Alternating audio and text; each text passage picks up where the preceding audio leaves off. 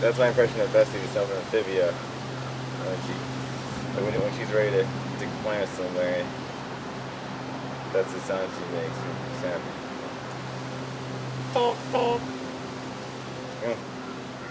See why you got a vehicle like you did that sound. That was big noise. Yeah. I just want to say, before Amphibia, I want to plot heavy Slayer seasons with Dwarves, the Calamity Box.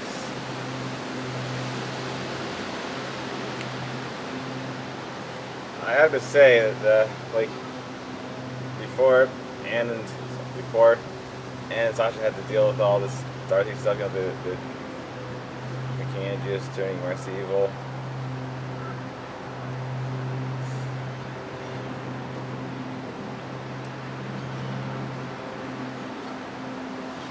One of Amphibia's saddest episodes before any of that big stuff was Contagion.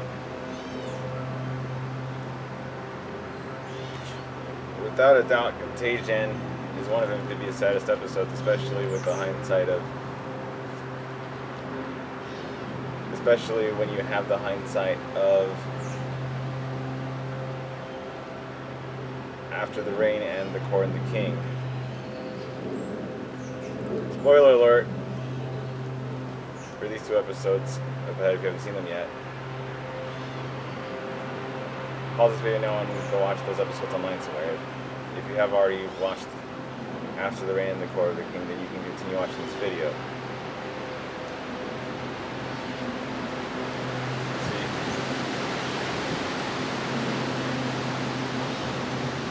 Back a little, go to the flashbacks.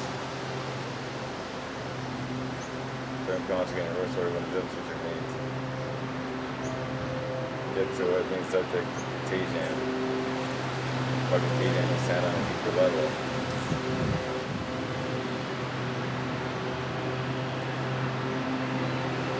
In the Core and the King, I think the Round Table's prediction was correct about Sprig and Polly's mom, Leaf Planter, stealing the Calamity Box and hiding it on Earth. I mean, maybe she found a way to send it to Earth without also going to Earth with the box. She still is. Gonna do all these years, and yeah, she touched it when Leaf Planter touched the music box, the magic music box, the Calamity, known as the Calamity Box in the Core of the King. It gave her a vision of what terrifying things can happen if the amphibians of Utopia keep drilling and mining away the resources of their planet and other planets, which I'll definitely get back to later when I also mention the other episode that's paired with this one. Later this video when I get back to when we talk about the other episode that's paired with this one, Root of Evil. It turns out there's no all title, not the all, it's just a couple of people. No all.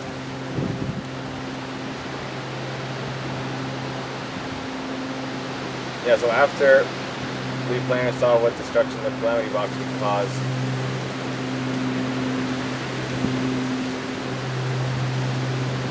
she hid it away on Earth forever, and she sent it by itself to another planet, and it made it for 1,000 years until Marcy found it.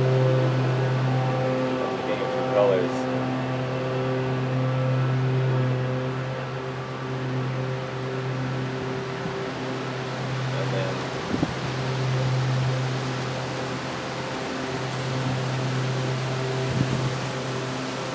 And that's when King Andreas got mad. We won't even be able to explain to Andreas. Yeah, King Andreas got very mad because his friends betrayed him by Leaf and Barrel they killed by hiding his birthright by losing their utopian birthright of the Calamity Box. It was very sad for Andreas because when he used to be a promising young dude aspiring to be king who had everything, who once had everything needed by his side, once had everyone needed by his side. A Toadian Barrel would be a very good guard, and a farmer frog and Leaf, who thinks he's bigger than Polly's late mother. Yeah, so knowing what we know about the court and the king,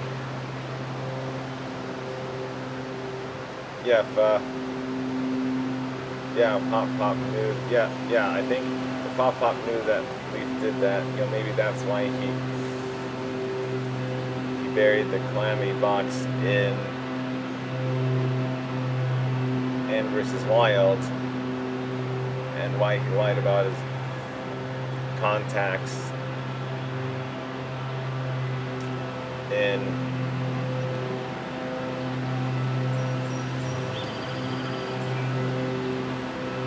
Do It Yourself and After the Rain.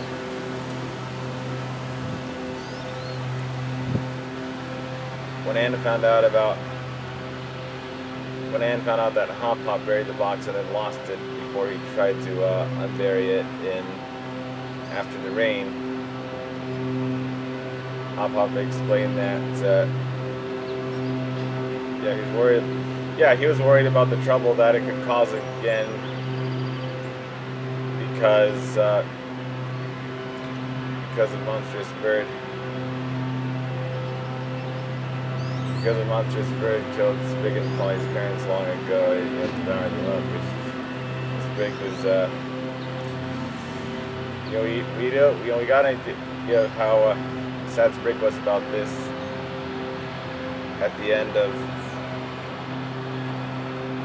of Hopping Mall, but I can show you to imagine what it was like for Polly Plantar, because she was just a baby at the time. She had even less time than other parents. Think about what Sprig did.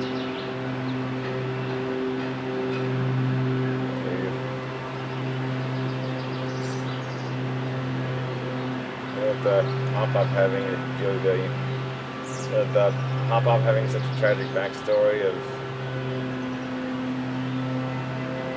losing his daughter and son-in-law to one of the many carnivorous beasts of Amphibia, and becoming the sole caretaker and guardian of his grandchildren. I can see now why, probably see why he was afraid of the trouble, or was paranoid about the trouble the Calamity Box could cause in Anne vs. Wild After the Rain, and why he just wanted to pass away, and why he just wanted a corner to pass away, and when he thought he had really like a contagion. Oh yeah, that's where we are. Yeah, back to the main topic of Contagion. Yeah, so now you know why Contagion is sadder in hindsight on a deeper level if you watched After the Rain and The Court and the King. But even if you haven't watched those episodes, Contagion is still very sad to watch on its own because of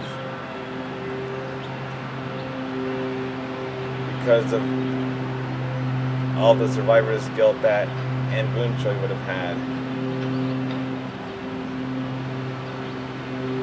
She was lost and alone in Amphibia for a month until she made her first friend there with Sprig, and his Plantar family took her in.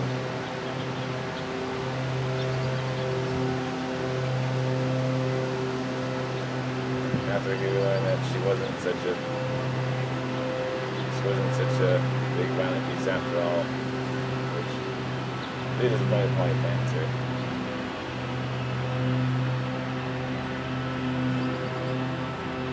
I guess Polly thought that because Anne was taller and had a bigger mouth. But she could eat anyone. She could eat anyone.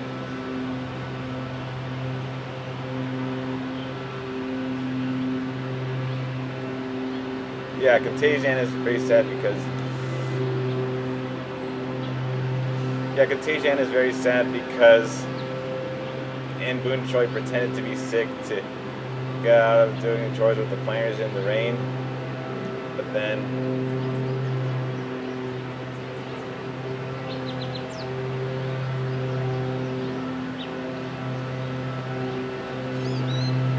she really regretted faking sick, and it turned out to be the big mistake of her life when the planters all got sick when they were out in the rain.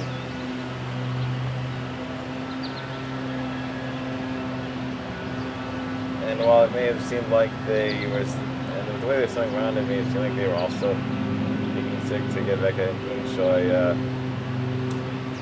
They weren't. They really thought they had her leg, fortunately. And it was very scary for all of them. And there's so.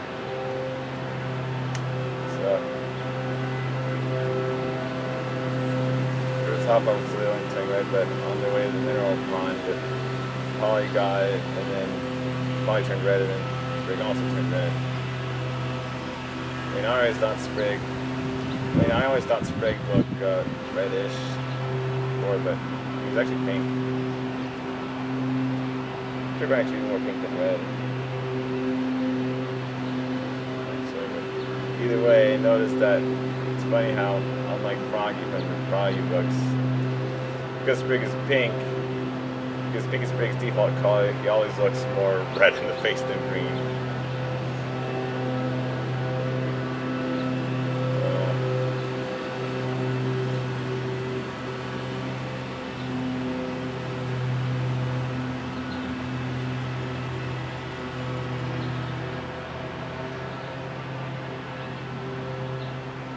After Anne hopped up the steps of the Rocky Mountain to get to the mineral pond, she cried a lot because she knew she didn't deserve all the praise that the planters were giving her for carrying them up there. And it got her to confess that she wasn't really sick. And Boone Choi is really, really sad.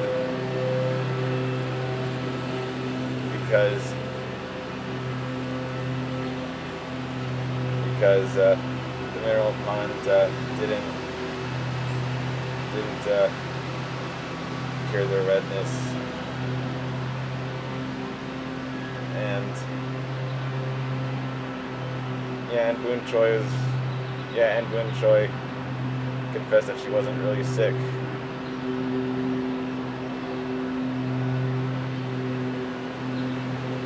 Good, and how I said, don't be red, don't. Probably would have gotten sick like the rest of us. Maybe someone needed.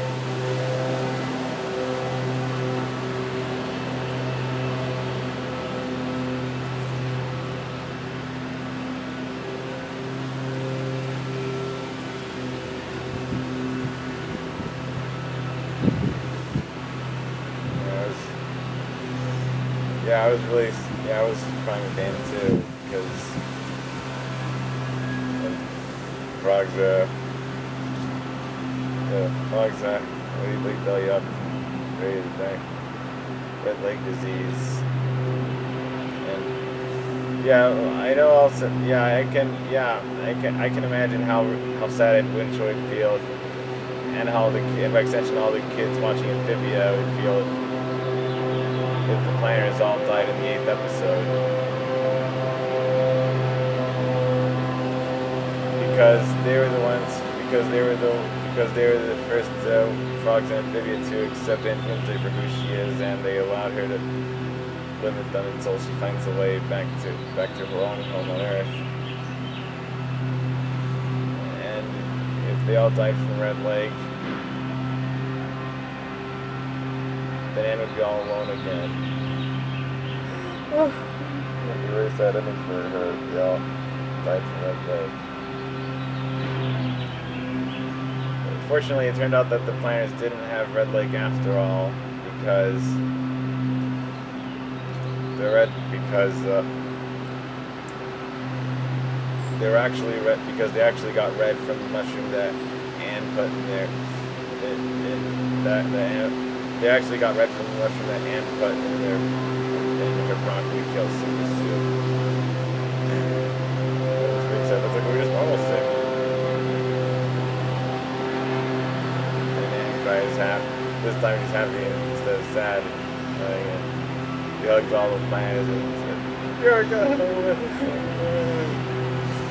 Yeah, she's really happy that they weren't dying from red leg after all.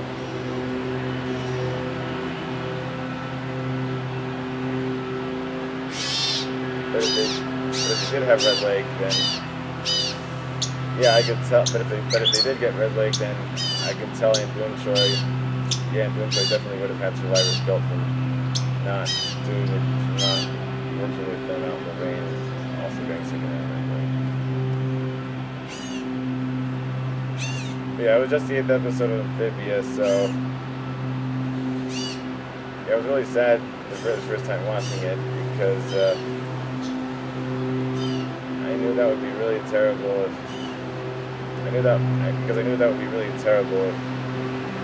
for Amphibia to develop 3 of the 4 main characters so early on. That's just unthinkable.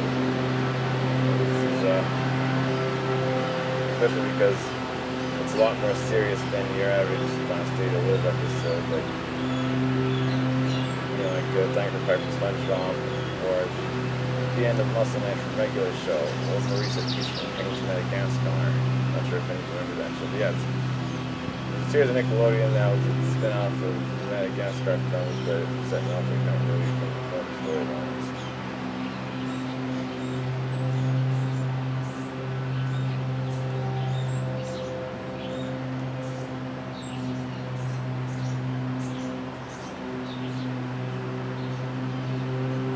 Yeah, fortunately, the next segment that's paired with this one,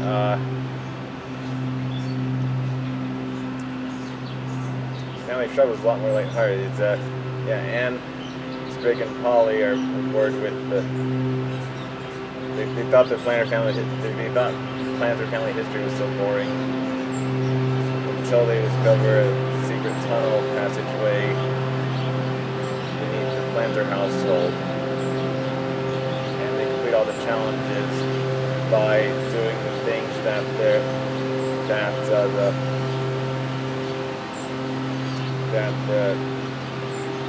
Plantar ancestors did. Sprig likes learning about Uncle Skip.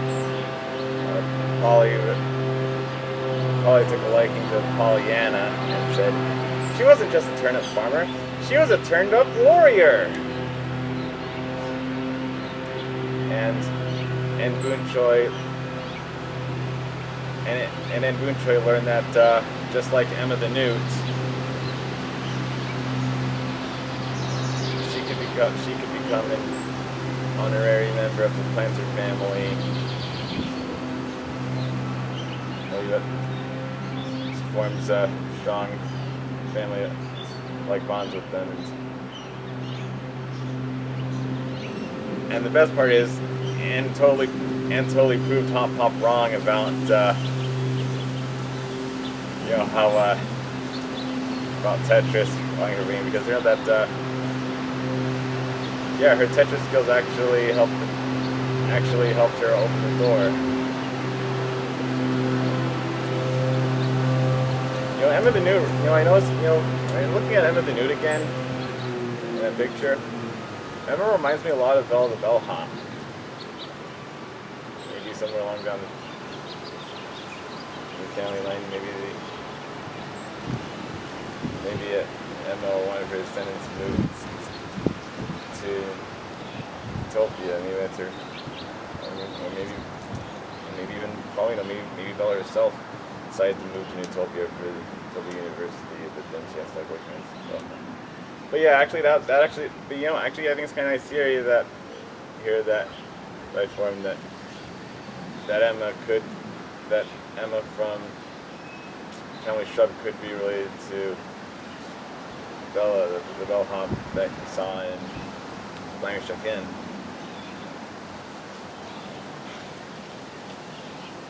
I mean, well, yeah, but yeah, meanwhile there's hysterical subplot of conflict going on with Hop Hop trying to find more glue for the Plantar Family Shrub photo album. He kept knocking into all sorts of glue, and he ended up and then he ended up coming back home with Leopold Woggle stuck on his back. It was hilarious. It was just the kind of laughs we needed after the sadness that happened in Family Shrub. I mean, it was just the kind of laughs we needed from Family Shrub after the sadness in Contagion. Family Shrub is the yang to Contagion's yin. Oh yeah. Okay. Now back to my main point of the court and the king and Libya Union, the King's Utopian army ranking resources, and so yeah, in the root of all evil, something really cool happened. I knew Amphibia would eventually have to fall to Apothecary Gary with where they bring up the zombie mushroom mind control enzymes again in Commander Anne, but we got something even better but the root of evil gave us something better than that when Jeremy the Beetle, the one who had the purple mushroom goo drip on him at the end of Apothecary Gary, he came back with Apothecary Gary's voice and consciousness, and found lots of willing subjects who were aspiring botanists, where Gary found a good use for his mushroom control skills, where he gave his fellow botanists the planning skills they wanted to have. And against all odds, Hop Hop found a way to make peace with Apothecary Gary, and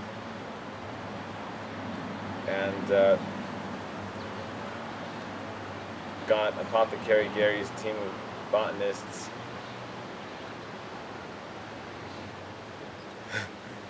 to join the Plantars, Anne and Leopold Woggle side, to take the side of the Plantars, Anne and Leopold Woggle in the rebellion against King Andrius' army. So if you're worried about your neighbors, if you're worried about your friends and neighbors consuming too many resources on Earth, then buy reusable water bottles, a Brita filter to filter your tap water, and have lots of great botany skills. Join a group of people who learn how to plant things and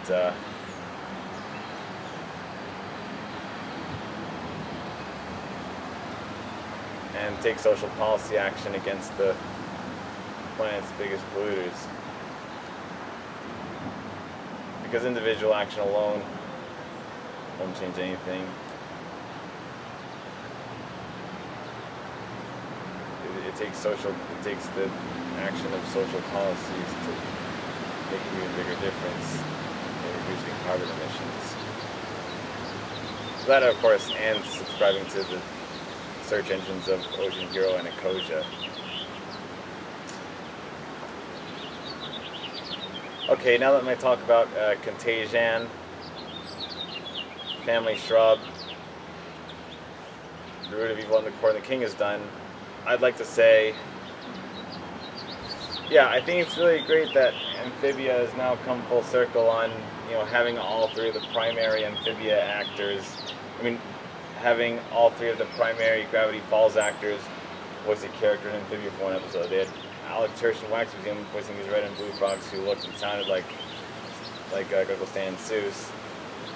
They had Kristen Shaw voiced the Newt. Bella, they just mentioned her a few minutes ago in the Planet Check-In, and Jason Ritter voiced Beryl, one of Andreas's past two friends in The Core and the King. Beryl sounded a lot like Dipper, but with a tougher, more manly edge to him. It really fit Beryl's character, and I'm glad he got to. I'm glad Amphibia's casting their part and picked Dipper's voice actor to round out the trio of the past Calamity Box friends. In addition to that Frog that I believe is Big and Polly's mother. She has a nature dance and everything. Dan says in it, as Big says in Generations and Hunter. So, yeah, I do hope that in the final two episodes Amphibia will finally give Chris and Lee a part because Amanda Layton has voiced Polly Plantar in the main cast for all this time, and Natalie Palamides got to voice Fern in Spivey. So, yeah, that's why I think if Amphibia's final episode has the Wu family and Marcy if Amphibia's last episode is Marcy and the rest of the Wu family make a final decision of whether or not they're going to move away from Anne and Sasha, I think Kristen Lee, because she did such an amazing job voicing Bubbles in the Provocals, arguably even better than Tara Strong did first. I believe Kristen Lee would be absolutely perfect at playing Marcy Wu's younger sister if Marcy is an annoying child. Anne is because she didn't have any other siblings or cousins waiting for her at home.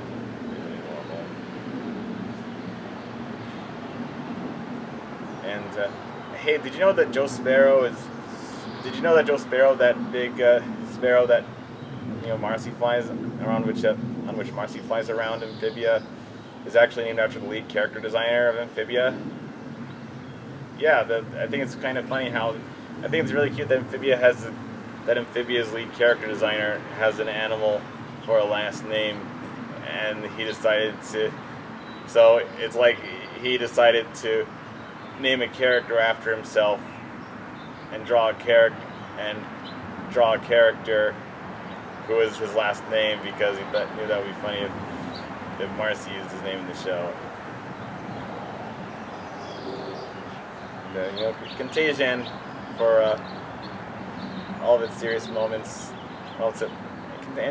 Contagion for all of its serious, tear-jerking moments. That still had a few funny moments with comic relief in it. Like there's when One-Eyed Wally was walking around the storm and then got blown away.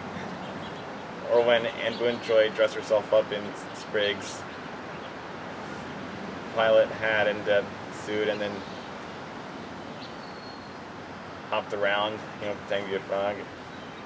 That was nice. And of course, we also got this funny line from Hop Pop after Sprig Plantars said that we're frogs. We should be taking off our clothes. And they were about to go out in the rain. Yeah. Yes. That was a really funny, quotable moment when Hop Pop said, "Keep your pants on, boy."